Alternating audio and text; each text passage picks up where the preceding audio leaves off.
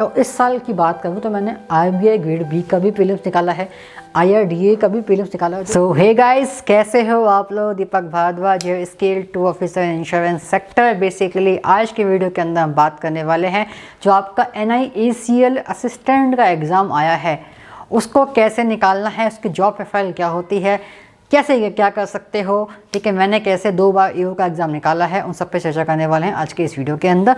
सबसे पहले हम बात करते हैं इसकी जॉब प्रोफाइल की कि भैया ये जॉब क्या है। ठीक है, जो आपका NIACL असिस्टेंट होता है, पोस्ट होती है किसी भी इंश्योरेंस सेक्टर के अंदर आने के लिए असिस्टेंट लेवल। ठीक है, इसके ऊपर होता है आपका कौन, आपका स्केल 1 ऑफिसर या जिसको हम बोलते हैं क्या, AO। ठीक है, इसकी भी अलग से वैकेंसी आती है, आप लोग जानते हो। इसके अंदर इंटरव्यू होता है, इसमें इंटरव्यू नहीं होता है। ठीक, अब जो असिस्टेंट होता है ना, या असिस्टेंट को क्या होता है, जो आपके एक तो काम मिल सकता है क्या, आपको कैशियर बनाया जा सकता है, कैशियर का काम करना पड़ सकता है आपको ऑफिस के अंदर। उसके अलावा आपको अंडरराइटिंग करनी पड़ती है। अंडरराइटिंग का मतलब क्या होता है कि जितनी भी पॉलिसीज़ आती हैं, ठीक है, उनको आपको सिस्टम में एंटर करना होता है, किसमें कितना बेसिकली प्रीमियम आने वाला है वो सब देखना होता है। ठीक है, डिस्काउंट ऑथोरिटी नहीं होती आपको कि कितना डिस्काउंट देना है, वो ऑथोरिटी सिर्फ और सिर्फ स्केल 1 या फिर जो ब्रांच मैनेजर होता है उसके पास में होती है, आपके पास में नहीं होती है। ठीक है, तो ये 2 काम होते हैं, बेसिक काम जो करने पड़ सकते हैं अगर आपकी पोस्टिंग एक ऑफिस में होती है, एक आपका बिजनेस ऑफिस में होती है तो। ठीक है, बिजनेस ऑफिस वो होते हैं जहाँ पे पब्लिक डीलिंग होती है। कुछ ऐसे ऑफिस भी होते हैं जहाँ पे पब्लिक डीलिंग नहीं होती है, मतलब आपका रीजनल ऑफिस हो गया या आपका हेड ऑफिस हो गया। वहाँ पे आपको एक पर्टिकुलर डिपार्टमेंट के अंदर आपको असिस्टेंट बनाया जाएगा। तो वहाँ पे आपको सपोज़ कि अगर अकाउंट्स के अंदर बना दिया, ठीक है, तो अकाउंट्स के अंदर जितने भी काम होते हैं, आपके BRS हो गया, ठीक है, या फिर GST से रिलेटेड कोई भी मैटर हो गया, तो उन सब के अंदर जो भी स्टार्टिंग का बेसिकली फाइल टाइप का काम होता है, ठीक है, उनकी फाइल बनाना या उनका ध्यान रखना या उनके अंदर डेटा को देखना, वो सब काम करना पड़ सकता है। बट हाई चांसेस क्या होते हैं कि असिस्टेंट को आपके बिजनेस ऑफिस के अंदर ही लगाते हैं, तो आपको कैशियर या फिर अंडरराइटर या फिर दोनों भी करना पड़ सकता है, डिपेंडिंग अपॉन कि उस ऑफिस के अंदर कितनी नीड है कितनी नहीं है। ये बेसिक काम होता है NIACL असिस्टेंट का। अब बात करते हैं इसकी स्ट्रेटजी, कैसे निकाल सकते हो इस एग्ज़ाम को। ठीक है, तो देखिए, जो इस एग्ज़ाम को निकालने के लिए सबसे पहली चीज़ तो ये जाननी होती है कि कंपटीशन डेफिनेटली यहाँ पे आपका SBI क्लर्क हो गया, IBPS क्लर्क हो गया, उनसे अधिक है। But as compare to RBI assistant थोड़ा सा कम होता है, क्योंकि डेफिनेटली RBI असिस्टेंट का एग्ज़ाम POs पे देते हैं, but NIACL assistant I guess POs कुछ नहीं देंगे, कुछ ये भी देते हैं। ठीक है, अब इसमें 3 सब्जेक्ट्स आते हैं आपके प्रीलिम्स के अंदर, क्वांट, रीजनिंग और इंग्लिश। ठीक है, वही सेम पैटर्न होता है आपका जो आपका SBI क्लर्क का होता है, जो आपका IBPS क्लर्क का होता है। वही आपके 35 क्वेश्चन यहाँ आएंगे, 35 यहाँ आएंगे, 30 आएंगे।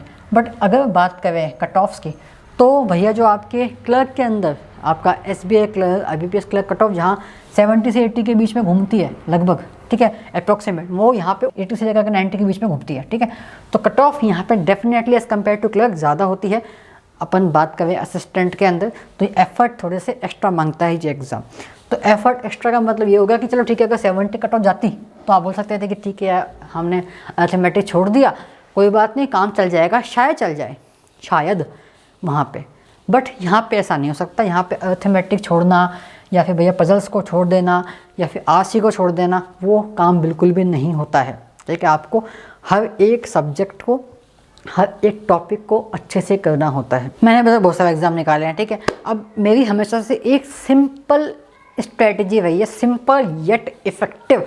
मैंने कभी भी स्ट्रेटजीज़ को कॉम्प्लिकेट नहीं किया है, जैसा कि आपको बाकी वीडियोस में देखने को मिल जाएगा। अगर आपको कॉम्प्लिकेटेड स्ट्रेटजीज़ चाहिए तो आप ये वीडियो मत देखो, इसमें बिल्कुल सिंपल रहने वाला है, सिंपल और इफ़ेक्टिव। ठीक है, सबसे पहले मैं क्या करता था, सबसे पहले मैंने हमेशा एक चीज़ होती है क्या, मॉक कॉपी। ठीक है, ये भैया हमारे पास में एक कॉपी थी, ठीक है, उसके अंदर मैं जितने भी मॉक देता था ना, उनके पॉइंट्स को मैंने लिखे हुए थे, उनके मैं पॉइंट्स को लिखता था। सपोज़ कि मैंने आज डेट है मान लो 8 तारीख, ठीक है, 8/12, ठीक है, 8 दिसंबर।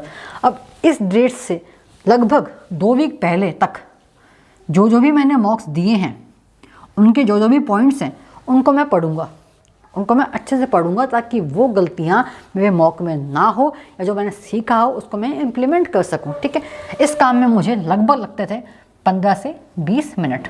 ठीक है, ये काम को करने में। अगला स्टेप जो मेरा आता था वो आता था क्या, मॉक देना, ठीक है। अब मॉक जो होता है डेफिनेटली जो आपका एग्ज़ाम है, आपका NIASL असिस्टेंट का एग्ज़ाम है, तो आप उसी के मॉक दोगे, आपका एग्ज़ाम का लेवल भी ईजी आएगा, ठीक है, no issue.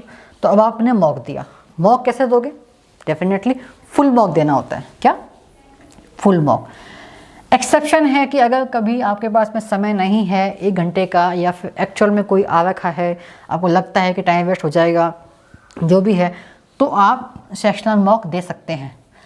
But I want recommend कि आप सेक्शनल मॉक दें, आपको सिर्फ और सिर्फ फुल मॉक ही देने चाहिए, ठीक है। फॉर एग्जांपल आपने फुल मॉक दे लिया, ठीक है, फुल मॉक आपने दे लिया। अब आप क्या देखोगे, भैया मेरे मार्क्स आए हैं 70 आउट ऑफ 100, और आप हो गए परेशान। क्या हो गए? परेशान। बट मैं कहूँगा कि बेटा पहले ये तो देख लो कि इस मॉक का लेवल क्या था, ठीक है। मार्क्स कभी भी देखने नहीं होते हैं, मार्क्स जो होते हैं ना वो देखने नहीं होते हैं, आपको देखना होता है क्या? परसेंटाइल। परसेंटाइल और मार्क्स में डिफरेंस क्या होता है? देखिए, जो मार्क्स होते हैं वो होता है कि चाहे एग्ज़ाम का लेवल कुछ भी हो, मार्क्स रहते हैं, जितने आए हैं उतने मिलेंगे। बट परसेंटाइल होती है कि आपने अगर सपोज़ कि अगर 100 लोगों ने एग्ज़ाम दिया है, तो आप कहाँ स्टैंड करते हैं। अगर आपके परसेंटाइल 99 है, दैट मीन्स कि आप 100 लोगों में नंबर 2 पे आते हैं, ठीक है, आपसे ऊपर सिर्फ एक बंदा है, ठीक। और अगर आपकी परसेंटाइल 80 आती है तो डेफिनेटली आपसे ऊपर 20 पीपल्स हैं, ठीक। अब आप देखते हो कि भाई 70 स्कोर आ गया, 100 में से परसेंटाइल आपकी कितनी है? 90 परसेंटाइल। दैट मीन्स कि वहाँ पे मॉक थोड़ा सा ईजी था, सॉरी मॉक थोड़ा सा हार्ड था, ठीक है। 90 परसेंटाइल एक अच्छी परसेंटाइल मानी जाती है अगर हम बात करें प्रीलिम्स को निकालने की, ठीक। इसका मतलब है कि अगर प्रीलिम्स निकल सकता है, बट अगर आपके मार्क्स कम आते हैं, इवन इतने भी आते हैं, 70 भी आते हैं, इवन आपकी 99 परसेंटाइल भी आती है, मेरे भी कई बार 99 आई है, कई बार 90 भी आई है, 95 भी आई है, 85 भी आई है, 80 भी आई है। तो उस टाइम पे मैं क्या करता था, मैंने मॉक दे लिया, अब मैं उस मॉक को खोलूँगा, ठीक है।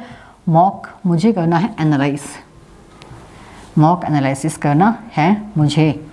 अब यहाँ पे 2 पॉइंट हैं सबसे इम्पोर्टेंट जो मैं देखता था। एक होता है आपका क्या? Macro level analysis, macro level analysis. एक होता है आपका क्या? Mind mapping.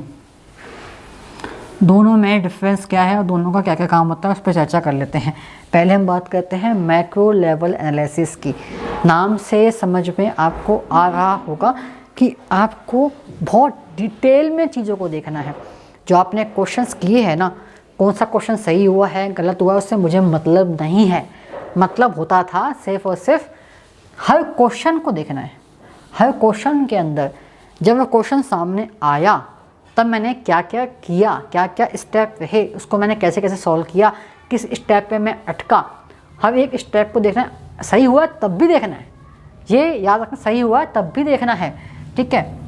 हमने देखा कि सपोज़ कि हमको 18 की टेबल नहीं आती, हम उसमें अटक गए थे, तो आपको 18 की टेबल को तुरंत याद कर लेना है, उसको अपनी मॉक की कॉपी में लिख लेना है, ठीक है। कुछ ऐसी चीज़ें होती हैं जो शायद तुरंत सही नहीं होंगी। फॉर एग्जाम्पल आपकी स्पीड अच्छी नहीं आ रही तो स्पीड के लिए प्रैक्टिस करनी पड़ेगी। तो आप इस तरह से लिखोगे कि यार मैंने इसको ऐसे किया था तो इसमें से ऐसा हुआ था, इसको मैं ऐसे करता तो ऐसे होता। हर एक चीज़ को आपको अपनी भाषा के अंदर लिखना है, चाहे हिंदी हो इंग्लिश हो, कैसे भी आपको लिखना है अपनी कॉपी के अंदर।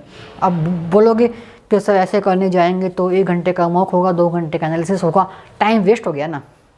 आई कैन बैट अगर तुम दिन में सिर्फ ये एक मॉक दोगे ना, उसको अच्छे से बैठ के एनालिसिस करोगे, मतलब कि आपने 100 क्वेश्चंस को डीप में घुस के देखा है, तो आपका एग्ज़ाम पक्का निकलवा होगा। ये मेरी गारंटी है, लिख के दे लो अभी के भी।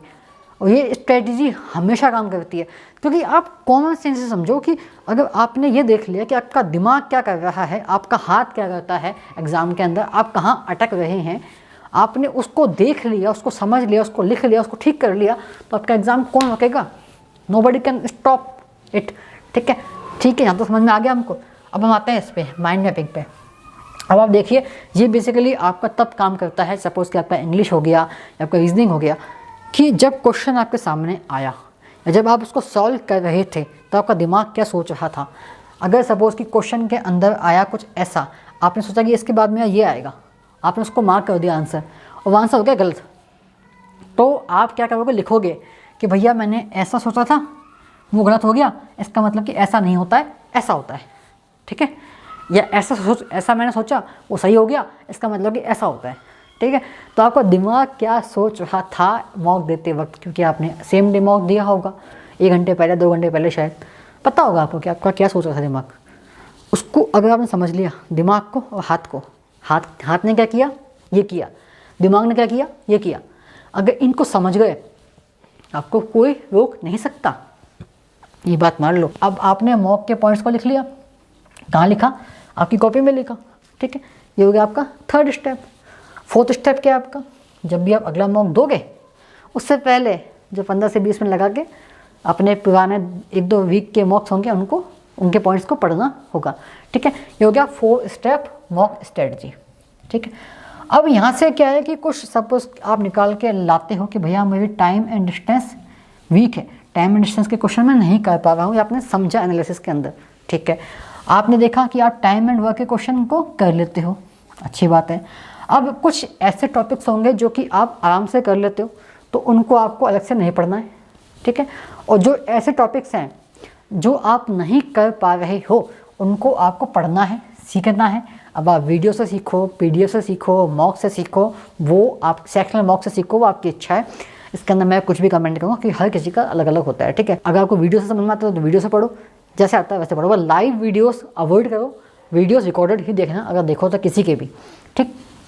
टाइम एंड वर्क अगर नहीं अगर आता है आपको, दैट मीन्स कि आपको सिर्फ और सिर्फ मॉक में जब भी इसका क्वेश्चन आएगा, कभी 2 आएंगे, कभी 3 आएंगे, उनको कर लिया बहुत है, और नहीं करना हमको अलग से कुछ भी, ठीक है। तो ऐसे करके आप अपने हर एक टॉपिक को अच्छा कर लेंगे, ठीक है। चाहे वो बात मैथ की हो, चाहे वो बात रीजनिंग की हो, चाहे इंग्लिश की हो। जो नहीं आता है ओनली उसको करना है, ठीक है। जो आता है उसको मॉक से करना है, ठीक है, ओके। अब ये हो गया। अब आपने सुना होगा कि यार आपको दिन के 20 सीरीज़ करनी है, ठीक है, 20 सिंप्लीफिकेशन करने हैं, ठीक है। इस तरह से सुना है आपने, सुना है, शायद करते भी होगे। मत करो इसको, क्यों? सपोज कि आपने मॉक दिए दिन के 2, ठीक है, और 2 में एक बार आपके 10 सिंप्लीफिकेशन थे, एक बार थे 15, कितने हो गए? 25, ठीक है। और ऐसे आपने 2 मॉक दिए, एक में सीरीज़ थी 5, एक में थी मान लो 10, 5 खैर 10 तो नहीं आती, 5 ही मान लेते हैं, ठीक है, 5-5 थी। तो भैया मुझे बताओ कि अब हमने 25 सिंप्लीफिकेशन किए मॉक से, अब 20 से तो ये एक्स्ट्रा हो गए। या तो हम ये करेंगे कि हम इस मॉक के अंदर 5 सिंप्लीफिकेशन छोड़ देंगे कि नहीं यार सर ने बोला 20 ही करना है तो मतलब 20 ही करना है।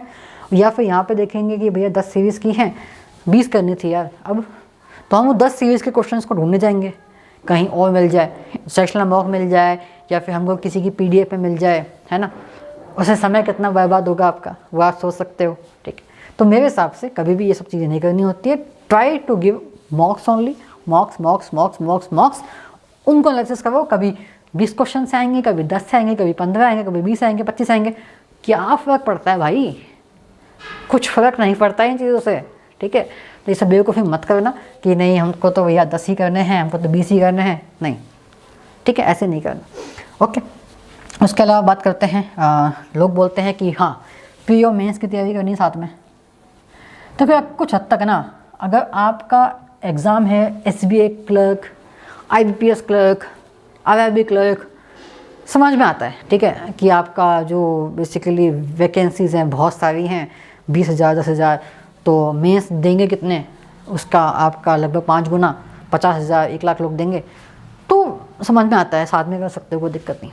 बट ऐसे नोटिफिकेशंस या ऐसी जॉब्स जहाँ पे वैकेंसी कम है, तो वहाँ ये बेवकूफ़ी करके आप अपना समय और अपना कैरियर बर्बाद कर सकते हो। इसका रीज़न समझ लेते हैं कि अगर आपकी परसेंटाइल कम आती है, परसेंटाइल आपकी 70 आती है, 60 आती है, 50 आती है, तो आप ये समझो कि क्या आपका प्रीलिम्स भी निकल रहा है क्या? ये प्री के मॉक की बात कर रहा हूँ मैं, प्री के मॉक्स में आपकी परसेंटाइल का ये हाल है। मतलब आपकी मैथ अच्छी नहीं है, आपकी रीजनिंग अच्छी नहीं है, आपकी इंग्लिश अच्छी नहीं है, तीनों आपके अच्छे नहीं है या 2 आपके अच्छे नहीं हैं, तो आप पहले बात तो प्री निकालोगे नहीं, निकाल भी लिया गलती से बाय चांस, तो मेंस के अंदर हालत ख़राब हो जाएगी।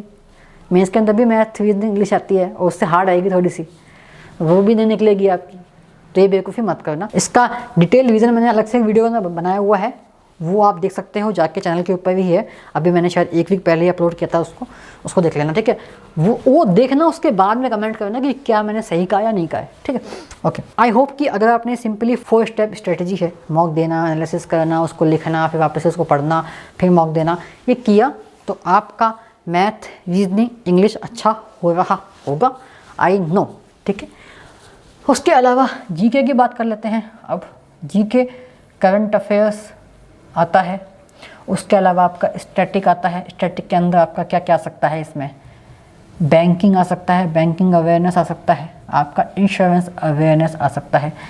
Banking awareness, insurance awareness depend करता है, 1-2 बार ऐसा हुआ है कि इंश्योरेंस अवेयरनेस के 10 के आसपास क्वेश्चन आ गए हैं, कभी कभी 3-4 ही आते हैं, कभी कभी 1-2 ही आते हैं, ठीक है। बैंकिंग के 6 से लेकर 8 क्वेश्चन आ ही जाते हैं आराम से हर एग्ज़ाम के अंदर। और सबसे जो मेजर अंक होता है आपका होता है करंट अफेयर, जो कि अप्रॉक्सीमेट 30 के आसपास क्वेश्चन लेके आता है आउट ऑफ 40, ठीक है। तो ये चीज़ है कि करंट अफेयर तो सबसे इंपॉर्टेंट है। बाकी का जो आपका स्टैटिक है, बैंकिंग अवेयरनेस हो गया, इंश्योरेंस अवेयरनेस हो गया, वो आप कभी कभी ज़्यादा आता है, कभी कभी कम आता है, उसका कुछ नहीं कह सकते। करंट अफेयर में सिर्फ करंट अफेयर्स नहीं आते, आपके गवर्नमेंट स्कीम भी आती है, आपके जितने भी सर्कुलर्स है वो भी आते हैं, आपकी रिपोर्ट्स भी आती हैं, वो सब आते हैं। और इस साल की बात करूँ तो मैंने RBI ग्रेड बी का भी प्रीलिम्स निकाला है, IRDA का भी प्रीलिम्स निकाला। अब मैं बात करूँ जीके की ना, तो जीके की डिटेल्ड स्ट्रैटेजी मैंने डाली हुई है इसी चैनल के ऊपर जीके की, और एक आपको प्री मेंस साथ में क्यों नहीं देना है, मतलब क्यों प्री मेंस की तैयारी साथ में नहीं करनी है, वो ये दोनों वीडियोस आपको देखने हैं। अभी ये वाला देखना है तो ये देख लीजिए, यहाँ पे है, और ये वाला देखना है तो इसको देख लीजिए, यहाँ पे है। सब्सक्राइब कर लीजिए ऐसे ही और वीडियोस के लिए। Bye bye, love you, Deepak Bhardwaj signing of.